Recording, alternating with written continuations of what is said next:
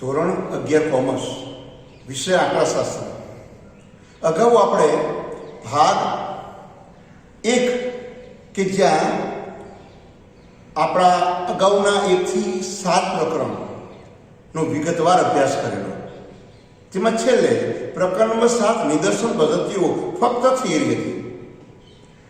આજે ભાગ 1માં આપણે આંકડાશાસ્ત્રમાં પ્રકરણ નંબર 8 વિધેય, જેને અંગ્રેજીમાં ફંક્શન કહે છે, એનો વિડીયો નંબર 1 જોઈ રહ્યા છીએ.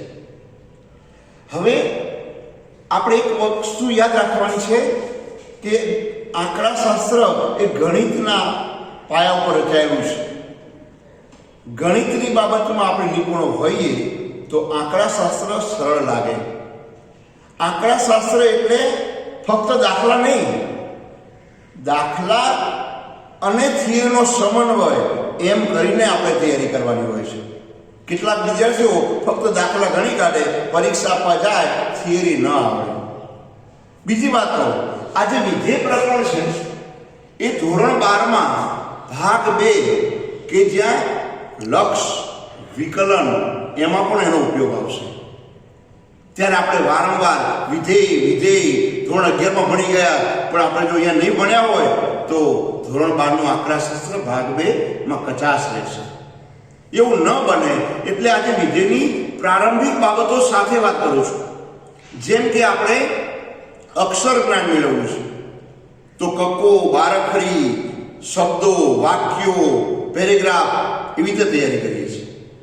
સંખ્યા જ્ઞાન મેળવવું છે તો 1 થી 100 સુધી, પછી અલગ અલગ જાતના પલાખાની સંખ્યા પૂછી અને આપણે સંખ્યા જ્ઞાન મેળવીએ છીએ. એવી રીતે વિધેયનો જો આપણે અભ્યાસ કરવો હશે તો એના વિધેય માટે યાદ રાખવા જોઈએ પ્રારંભિક બાબતો છે કે જેનો તમે અગાઉ ધોરણ 9માં પણ ઉપયોગ કરી ગયા છો, એને આપણે દોહરાવવું પડશે. તો શરૂ કરીએ. ગણને અંગ્રેજીમાં સેટ કહેવાય. કેટલીક વાર આપણે ગણિતના શિક્ષક મિત્રો કહેતા હોય કે સેટ, પણ જો ધ્યાન નહીં રાખો તો આપણે અપસેટ થઈશું. તો ગણને અંગ્રેજીમાં શું કહેવાય? સેટ. તો આપણે સેટ થઈ જઈએ. હવે એનું ગુજરાતી કરું છું. સુવ્યાખ્યાયિત વસ્તુઓ કે સંખ્યાઓનો સમૂહ. ગણ એ શું છે? સમૂહ છે. તો વાંચો. ગણ, જેને અંગ્રેજીમાં સેટ કહેવાય, સુવ્યાખ્યાયિત વસ્તુઓ કે સંખ્યાઓનો સમૂહ એટલે ગણ.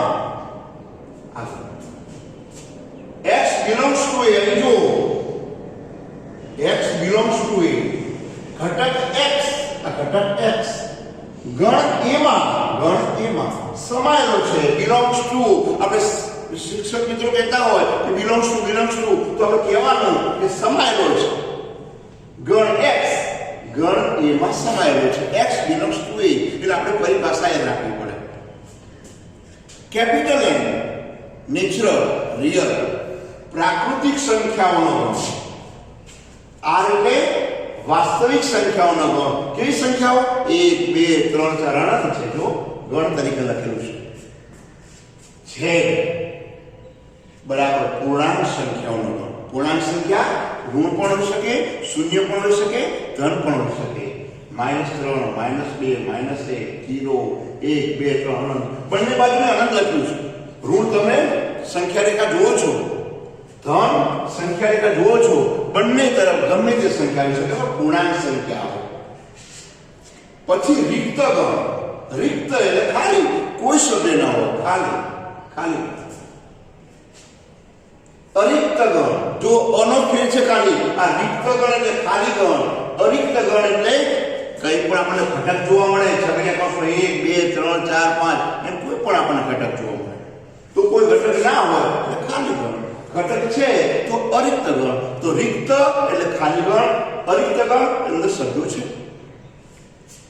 હવે વિધેય કહીએ છીએ તો યાદ રાખવાનું છે નિયમ, સંબંધ, સંગતતા એવા શબ્દો જોવા મળશે. વિધેય, નિયમ, સંબંધ, સંગતતા એવા શબ્દો જોવા મળશે. વિધેયના સંકેતો અહીં જણાવો. વિધેયને અંગ્રેજીમાં ફંક્શન કહે છે. તો એ જેનો એ ફંક્શન બોલાય છે. લખીએ બોલાય ફંક્શન. બીજા નામ સાથે G, H, K વગેરે અક્ષરો વડે પણ દર્શાવાય છે. તો એને લખવાની ભાષા જો અહીં f નો ઉપયોગ છે ફંક્શન ઓફ x, g તો g of x, h of x, k for x છે. તો અહીંયા અલગ અલગ આપણે ઘટક સાથે લખીએ છીએ પણ ટૂંકમાં f એટલે ફંક્શન, એના બીજા કેટલાક સંકેતો g, h, k એવું પણ આપણે દર્શાવી શકીએ. વિધેયમાં વ્યાખ્યાયિત કરેલું છે ખાલી ન હોય તેવા ગણ માટે. વિધેયને શું વ્યાખ્યાયિત કરવામાં આવ્યું છે? ખાલી ન હોય તેવા ગણ માટે. એનો અર્થ એ કે અંદર આપણે ગણ a અને ગણ b માં ઘટકો હશે, ખાલી ગણ નહીં હોય. ખાલી ગણ ખાલી ન હોય તેવા ગણ માટે વિધેય વ્યાખ્યાયિત કરેલું છે. એ ખાલી નહીં હોવું. પછી એનો સંકેત આવે છે વિધેયનો, અને સંકેતમાં શું લખાય MCQ કામ આવે જે આગળ પણ જરૂર પડશે. f ટેન્ડ્સ ટુ b નો અર્થ a થી b પરનું વિધેય f છે. Function of a tends to b નો શું થાય? a થી b પરનું વિધેય છે. a થી b પરનું વિધેય એટલે ફંક્શન. હવે ગણ એ પ્રદેશ ગણ હોય, ગણ એ બરાબર પ્રદેશ ગણ, ગણ b બરાબર સપ્રદેશ ગણ. તો સપ્રદેશમાં શું આવશે? એના ઘટકોના પ્રતિબિંબો ફંક્શન ઓફ x નો ગણ. ફરીવાર ગણ a એ પ્રદેશ ગણ, ગણ b એટલે સપ્રદેશ ગણ, એટલે એના ઘટકોના પ્રતિબિંબો ફંક્શન ઓફ x નો ગણ. વિસ્તાર ગણ એટલે rf છગડીયા કૌંસમાં function of x /x belongs to a. આ બધી બાબતો એટલી છે કે હવે આપણે ભણીશું ત્યારે ઉપયોગ આવશે. તો કોઈ પણ આપણે નવા પ્રકરણમાં પ્રવેશ કરતા હોઈએ તો કેટલીક બાબતો આપણે જાણતા હોઈએ એનો સમૂહ બનાવવો પડે. નથી જાણતા એના પર જવું છે તો જાણીતી બાબતો લઈને આપણે અજાણી બાબતો પર જવું પડે. એની વાત હવે કરીએ છીએ. આ તો માત્ર પ્રારંભિક વાત કે જે હવે એમાં ઉપયોગ આવવાનો છે, તો આટલું કેમ આપણે તૈયાર ના કરીએ. અને હવે ઓરિજિનલ જે ચેપ્ટરની વાત શરૂ થાય છે એ વિધેયની વાત શરૂ થાય છે. વિધેયનો અર્થ પરીક્ષામાં આપણને એક જ ગુણનો પ્રશ્ન પૂછાય. કેટલાક વિદ્યાર્થીઓ મૂંઝવાય છે. અહીંયા અમે બે બાબત લખી છે. એક ગણનો પૂછાય તો આપણે એક ગુણ મેળવી શકીએ, અને કદાચ બે ગુણમાં પૂછાય તો બે ગુણ મેળવી શકાય. વિદ્યાર્થી મિત્રોને સહેજ પણ તકલીફ ન પડે એવી ભાષા રજૂ કરું છું. નંબર 1, વિધેયનો એક માર્ક્સ માટે સાદી ભાષા. બે અરિક્ત. હવે જો અરિક્ત ના જાણતા હોય તો અહીં જુઓ. અરિક્ત એટલે ગણમાં અંદર શબ્દો છે, ઘટકો છે. બે અરિક્ત ગણોના ઘટકો વચ્ચેના અનન્ય સંબંધ, કોઈ પણ સંબંધ હશે, કોઈ પણ પ્રકારનો એ નિયમ, આપણે વાત કરીએ નિયમ, સંબંધ, સંગતતા સાથે સંકળાયેલ હશે તો બે અરિક્ત ગણોના ઘટકો વચ્ચેના અનન્ય સંબંધને વિધેય કહેવાય છે. એકવાર ફરીવાર કરીએ બધા. બે અરિક્ત ગણોના ઘટકો વચ્ચેના અનન્ય સંબંધને વિધેય કહેવાય. એકવાર, બે વાર, 3 વાર વાંચો એટલે વ્યાખ્યા આવડી જાય. પરીક્ષા પૂછાય વિધેય એટલે શું તો લખી શકાય. તમારો એક માર્ક્સ કોઈ શિક્ષક મિત્રને કાપી શકે. એ માટે પાઠ્યપુસ્તકમાં સારાંશમાં આ વાક્ય આપેલું છે.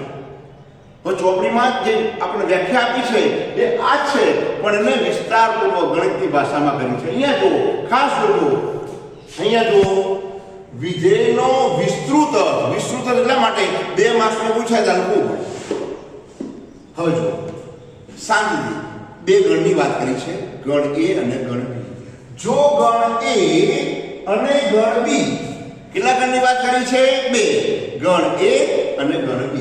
જો ગણ a અને ગણ b ખાલી ન હોય, હવે ખાલી ન હોય એટલે અહીં જો ખાલી માટે શું કીધું તું?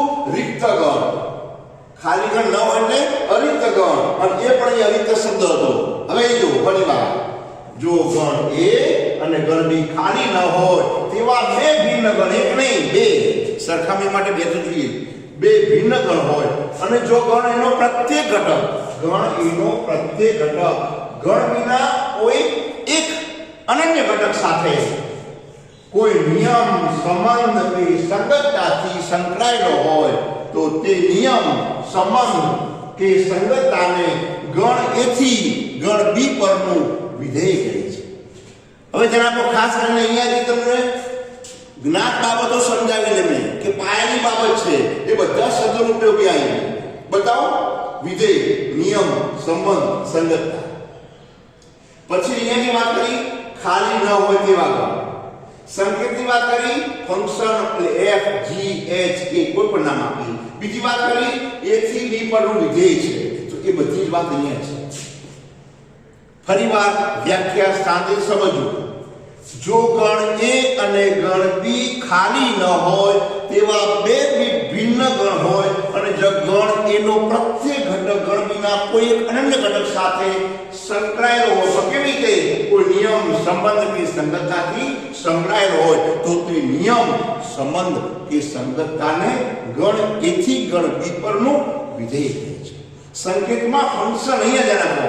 વિધેયને સંકેતમાં એફ વડે દર્શાવે છે. મેઇન શબ્દ ફંક્શન આપણે કહીશું. ફરીવાર જો ગણ એ અને ગણ બી ખાલી ન હોય તેવા બે ભિન્ન ગણ હોય અને જો ગણ એનો પ્રત્યેક ઘટક ગણ બી ના કોઈ એક અનન્ય ઘટક સાથે કોઈ નિયમ, સંબંધ કે સંગતતાથી સંકળાયેલો હોય, તો તે નિયમ, સંબંધ કે સંગતતાને ગણ એ થી ગણ બી ઉપરનું વિધેય કહે છે. વ્યાખ્યા આટલી લખો બે માર્ક્સ મળી જાય, પણ આપણે એમસીક્યુ માં કામ આવે. જો નિયમ એફ હોય, નિયમ એફ, નિયમ આપણે વાત કરી સંબંધ કે સંગતતા એફ હોય, તો તેને સંકેતમાં શું લખાય? જો function of a tends to b. મેં અહીંયા જણાવો, મેં વાત કરી તમને સંકેતની. શું કહેવાય? અલગ અલગ વાત કરી. જો function of a tends to b, a થી b પરનું વિધેય છે. અહીંયા ફરી જુઓ, જો નિયમ f હોય તો તેને સંકેતમાં function of a tends to b વડે દર્શાવાય છે. ફરીવાર એક પૂર્વ બાબતનો અભ્યાસ આવશે. નિયમ કે સંગતતાને સંકેતમાં g h k વગેરે દ્વારા પણ દર્શાવાય. એવું નહીં f હોવું જોઈએ, g હોય, h હોય, k હોય તો આપણે વિધેય કહેવાય, એના બીજા નામ છે.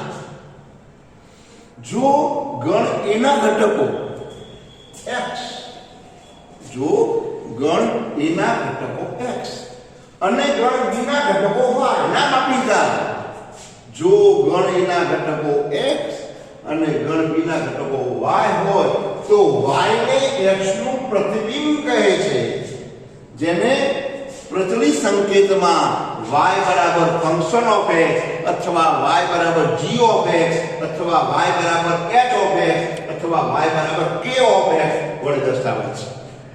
ટૂંકમાં આ જ વાત છે. જો આ સંકેતનો ઉપયોગ થયો, સંકેતનો ઉપયોગ થયો અને એ જ વસ્તુની વાત આપણે અહીંયા કરી છે. જો ગણ એના ઘટકો x અને ગણ બીના ઘટકો y હોય તો y ને x નું પ્રતિબિંબ કહે છે, જેને પ્રચલિત સંકેતમાં y બરાબર ફંક્શન ઓફ x અથવા y બરાબર g ઓફ x અથવા y બરાબર h ઓફ x અથવા y બરાબર k ઓફ x વડે દર્શાવે છે. હવે કેટલીક બાબતો આપણે જાણીએ છીએ. રોજ શાળાએ આવીએ, શાળામાં નિયમિત પ્રાર્થના થાય, પછી હાજરી પુરાવો. હાજરી પુરાવીને સાહેબના હાથમાં રજિસ્ટર, રોલ જેને કહીએ છીએ, એ રોલમાં વિદ્યાર્થીનો રોલ નંબર, એની સામે વિદ્યાર્થીનું નામ લખેલું હોય, એમાં પણ વિધેય સમાયેલું છે. એવું તમે જાણો છો એવું ઉદાહરણ આપું છું. ક્લાસમાં આપણે 60 નામ હોય, પણ 60 નામ લખવા જઈએ તો કદાચ 35 મિનિટ એમાં જતી. તો શોર્ટ નામ ટીના, મીના, રીના, પ્રિયા, ક્રીના, આવા નામની યાદી છે. દરેકનો રોલ નંબર છે. ટીનાનો રોલ નંબર 5 છે, મીનાનો રોલ નંબર 1 છે, રીનાનો રોલ નંબર 2 છે, પ્રિયાનો રોલ નંબર 4 છે, ક્રીનાનો રોલ નંબર 3 છે. તો અહીંયા જો ટીના, મીના, રીના, પ્રિયા, ક્રીના એ વિદ્યાર્થીનું નામ છે. અહીંયા જે આપણને સંખ્યા દેખાય છે વિદ્યાર્થીનો રોલ નંબર છે. હવે હું કહીશ, ચલો 1 નંબર તો મીના ઉભી થશે, 2 નંબર તો રીના ઉભી થશે, 4 નંબર તો પ્રિયા ઉભી થશે, 3 નંબર તો ક્રીના ઉભી થશે, 5 નંબર તો ટીના ઉભી થશે. તો આવી આપણે રોજબરોજની ક્રિયા જોઈએ છે, તો એની સ્પેશિયલ ઓળખ મળી ગઈ. તો ચોક્કસ બાબત સંકળાયેલી છે, તો વિધેયનું છે કે કેમ એ ચકાસો એ માટે મેં આપ્યું છે. તો વિધેય છે જો અહીં દરેક વિદ્યાર્થીનો એક અને માત્ર એક જ રોલ નંબર છે. હું એક નંબર બોલું તો માત્ર મીના જ ઊભી થશે, મીના જ જવાબ આપશે. તો વાંચો, દરેક વિદ્યાર્થીનો એક અને માત્ર એક જ રોલ નંબર છે. તેથી આવી સંગતતા અહીંયા ધ્યાન આપો, સંગતતાનો તો ક્યાં થાય છે? નિયમ, સંબંધ, સંગતતા. તેથી આવી સંગતતા વિધેય છે એમ કહેવાય. પાઠ્યપુસ્તકમાં ઉદાહરણ નંબર 1 વિધેય છે કે કેમ એ ચકાસો ત્યારે તમારે આવાનો ઉપયોગ કરતા હોવો જોઈએ. અહીંયા મેં નામ આપ્યા એવા ત્યાં ગાણિતિક પાસાની વાત છે, પણ વિધેય છે કે કેમ ચકાસો ત્યારે નિયમ, સંબંધ, સંગતતા હોવી જોઈએ, તો કહી શકાય વિધેય છે. બીજું ઉદાહરણ આપું છું. અહીંયા મેં વિદ્યાર્થીના ગુણ લખેલા છે 42, 48, 50, 85. એની સામે મેં વિદ્યાર્થીનું નામ લખ્યું છે, બે ગણ A અને B. જો અહીંયા 42 માર્ક્સ જનકના છે, 48 માર્ક કનકના છે, 50 માં બે નામ આવે છે મયંક અને દિવ્ય, 85 માં પ્રિયાંશ. તો આ વિધેય છે કે કેમ એ ચકાસો. ના તો ના પાડવી પડે, એવું ઠીક છે. તમે રોલ નંબર ની જગ્યાએ મેં તમને ગુણ મૂક્યા છે અને એમાં ગુણ લાવનાર વિદ્યાર્થીનું નામ છે. આવી માર્કશીટ બને, સાહેબ પરીક્ષા લે પછી માર્કશીટ બનાવે એટલે નામની સામે આપણે રોલ નંબરની સામે માર્ક્સ મૂકીએ, નામની સામે માર્ક્સ મૂકીએ એ જ. તો અહીંયા જો અહીં ગણ એનો ઘટક 50 ગુણ, ગણ બીમાં અનન્ય ઘટકને બદલે બે ઘટકો મયંક અને દિવ્ય સાથે સંગાથ. અહીંયા ધ્યાન આપો, મારે આ વાત કરવી છે. એક ઘટક 50 ગુણ એવા છે એમાં બે વિદ્યાર્થીઓ આવે છે. કયા કયા? મયંક અને દિવ્ય. બાકી બધાને સેપરેટ છે. કનકના 48 છે, જનકના 42 છે, 85 પ્રિયાંકના છે, પણ 50 ગુણમાં બે વિદ્યાર્થીઓ મયંક અને દિવ્ય. તો અહીંયા પ્રકાશ રાખે જો બરોબર. અહીંયા ધ્યાન આપવાનું છે. હવે અહીંયા વાત સમજાવું છું. અહીં ગણ એનો ઘટક 50 ગુણ, ગણ એનો ઘટક 50 ગુણ. ગણ બીમાં અનન્ય ઘટકને બદલે કોઈ એક જ હોવો જોઈએ ને, એને બદલે બે ઘટકો કયા કયા? મયંક અને દિવ્ય. મયંક અને દિવ્ય છે સાથે સંકળાયેલા. તેથી આ સંબંધને વિધેય કહી શકાય નહીં. તો વિધેય ક્યારે કહેવાય? એ અનન્ય ઘટક શબ્દ અહીંયા જુઓ, બે અરિક્ત ગણોના ઘટકો વચ્ચેના અનન્ય સંબંધ. તો અનન્ય સંબંધ સાથે બે ઘટકો છે. વાંચો શું કહે છે? ગણ એનો ઘટક 50 ગુણ, ગણ બીમાં અનન્ય ઘટકને બદલે બે ઘટકો એક જ હોવું જોઈએ, એની જગ્યાએ બે ઘટકો મયંક અને દિવ્ય સાથે સંકળાયેલા છે. તેથી આ સંબંધને વિધેય કહી શકાય નહીં. પાઠ્યપુસ્તકમાં ઉદાહરણ નંબર 1 નું ટાઇટલ છે વિધેય છે કે કેમ ચકાસો, ત્યારે તમને આ નિયમ, સંબંધ, સંગતતા વિશે ખ્યાલ હોવો જોઈએ. તો આપણે ગુરુ કર્મ આપીશું વિધેય છે કે કેમ ચકાસો. મેં તમને જે વિધેય છે કે નથી એવા ઉદાહરણ આપ્યા, એ તમે દાખલો કરી શકો. એ દાખલો નથી, એ માત્ર સૈદ્ધાંતિક બાબત છે. હવે અહીંયા જણાવો વિધેયનો પ્રદેશ, સંપ્રદેશ, વિસ્તાર. પ્રદેશને અંગ્રેજીમાં ડોમેઇન કહેવાય, સપ્રદેશને અંગ્રેજીમાં કોડોમેઇન કહેવાય, વિસ્તારને અંગ્રેજીમાં રેન્જ કહેવાય. ત્રણના નામ આવશે. જો ફરી બોલું છું, ડોમેઇન, કોડોમેઇન અને રેન્જ. દરેકની આપણે વ્યાખ્યાની વાત કરીશું. વિધેય સાથે સંબંધ હશે. શું કહે છે? વિધેયનો પ્રદેશ તો ડોમેઇન ઓફ ફંક્શન, વિધેયનો સપ્રદેશ કોડોમેઇન ઓફ ફંક્શન, વિધેયનો વિસ્તાર રેન્જ ઓફ ફંક્શન. ફંક્શન તો કોમન છે પણ એના ત્રણ નામ આપણે યાદ રાખવા પડે. ત્રણેયની વ્યાખ્યા તૈયાર કરીએ છીએ. વિધેયનો પ્રદેશ જો function of a tends to b, અહીં જરા હું વારંવાર કહું છું ક્યારે છોડવાનું નથી. Function of a tends to b નો શું થાય? a થી b પરનો વિધેય f છે. અહીંયા જો ફરીવાર એનો ઉપયોગ થશે વારંવાર. જો function of a tends to b હોય તો x ઘટકો ધરાવતા ગણ a ને વિધેયનો પ્રદેશ કહેવામાં આવે છે. સંકેતમાં df વડે દર્શાવાય છે. તો ગણ એ પ્રદેશ જો function of a tends to b હોય તો x ઘટકો ધરાવતા ગણ a ને બાર કહું છું ગણ a ને વિધેયનો પ્રદેશ કહેવાય છે. તેને સંકેતમાં df વડે દર્શાવાય છે. તો યાદ રાખવાનું ગણ a એ તમારો શું કહેવાય વિધેયનો પ્રદેશ. હવે પ્રદેશની સામે શું હોય સપ્રદેશ. તો નામ બદલાશે તો વિધેયનો સપ્રદેશ કોડોમેઇન ઓફ ફંક્શન. જો શરતો કોમન આવવાની એટલા માટે મેં પૂર્વ બાબતમાં લખ્યું છે જો function of a tends to b હોય તો y ઘટકો ધરાવતા ગણ v ને વાંચો વિધેયનો સપ્રદેશ કહેવાય. તો યાદ રાખવાનું બે ગણ આપેલા હોય પહેલો a એટલે પ્રદેશ બીજો b એટલે સપ્રદેશ. પરિવાર બરોબર વિધેયનો પ્રદેશ જો function of a tends to b હોય તો x ઘટકો ધરાવતા ગણ a ને વિધેયનો પ્રદેશ કહેવામાં આવે છે. સંકેતમાં df વડે દર્શાવાય છે. વિધેયનો સપ્રદેશ તેને અંગ્રેજીમાં શું કહેવાય કોડોમેઇન ઓફ ફંક્શન.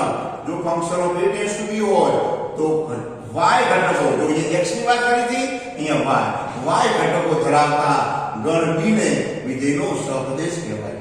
તો યાદ રાખવાનું બે ગણ પૈકી ગણ a એ પ્રદેશ છે અને ગણ b એ સપ્રદેશ છે. આગળ વિધેયનો વિસ્તાર રેન્જ ઓફ ફંક્શન.